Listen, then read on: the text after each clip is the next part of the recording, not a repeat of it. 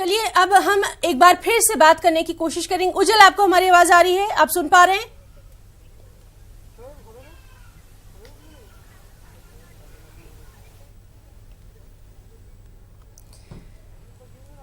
तो नाज़रीन, चलिए हम उनसे बात करने की भी कोशिश कर रहे हैं। महफूज के पास हम जाना चाहेंगे। महफूज, आपसे जानना चाहेंगे, लगातार आपने तमाम इलाकों का दौरा किया है और दरभंगा की अगर बात करें तो ये सबसे ज्यादा पसमानदा इलाका रहा है और खासतौर से जो अकलियतें हैं वो कहीं ना कहीं अब अपने आप को ठगा सा महसूस कर रही हैं।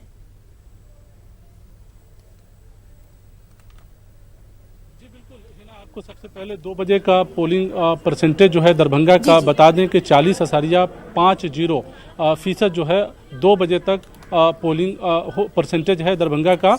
और मजमूई तौर पे बिहार के 5 पार्लियामानी हलके का देखा जाए तो परसेंटेज जो है 40.26% है।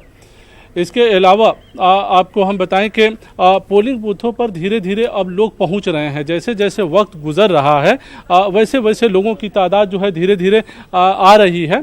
तो ये कहा जा सकता है कि लोग जो है जिस हिसाब से सोचते हैं कि उनके मसले हल होंगे, उनके मकामी मुद्दों को हल किया जाएगा, इस बार जो है चूँकि दरभंगा में 2 नए उम्मीदवार हैं तो लोगों का एक्सपेक्टेशन और भी बदला है। यानी लोग ये कह सकते हैं कि लोग ये सोच रहे थे कि जो माजी में लगातार जो 2 लीडरों के बीच में इंतखाबात होता रहा, लड़ाई होती रही और दरभंगा में जो भी डेवलपमेंट हुआ या नहीं हुआ, लोगों के तवक्कात पर लीडर खरे उतरे या नहीं खरे उतरे, ये तमाम इशू तो दरभंगा में मौजूद हैं। लेकिन 2 चूंकि अहम लीडर इस बार 2 नए चेहरे हैं मैदान में, तो लोगों की उम्मीदें और ज्यादा बढ़ गई है कि मुमकिन है इन दोनों में से कोई भी इस बार जाहिर है इंतखाब में जीत कर आएंगे तो मुमकिन है कि दरभंगा की तस्वीरें जो है बदलेगी। एक बात और है कि दरभंगा पार्लियामानी हलके को लेकर तमाम सियासी पार्टियों की नज़र इस हलके पर टिकी है। इसके पीछे जो सबसे बड़ी वजह यह है कि यहाँ से लीडर नाराज हुए, यानी कि कृति आज़ाद बीजेपी छोड़ते हैं, कांग्रेस में चले जाते हैं,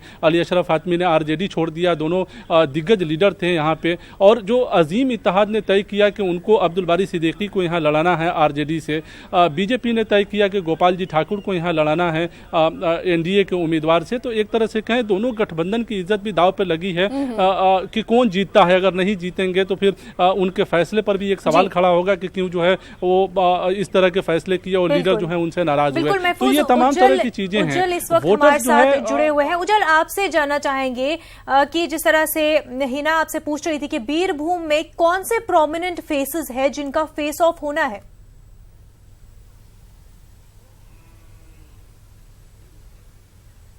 देखिए, यहाँ पे जो एक है कि तृणमूल कांग्रेस का कैंडिडेट है वो एमपी भी है कि शताब्दी राय, वो यहाँ पे वो बहुत हेवी वेट कैंडिडेट है और उसके हिसाब से अभी भी जो चल रहा है चुनाव, आज 52% अभी तक जो परसेंटेज हो गया है। तो वो आज की जो रस्सी है वो हेवी वेट है, वो बीरभूम में है। और इसके खिलाफ, इसके बावजूद आप देखेंगे कि आसनसोल में बाबुल सुप्रियो है, वो भी हेवी वेट कैंडिडेट है, वो भी वो से लड़ रहा है। और आपको यहाँ पे बहरामपुर में आप देखिएगा अधीर चौधरी है, वो कांग्रेस की है, वो भी हेवी वेट है। कुल मिला के 8 लोकसभा क्षेत्र में आज चुनाव हो रही है और इसमें काफी सारी हेवी वेट कैंडिडेट है और वो भी आज के ये लड़ाई में है, आज इस चुनाव में है जो चुनाव की आज के दिन में चल रही है।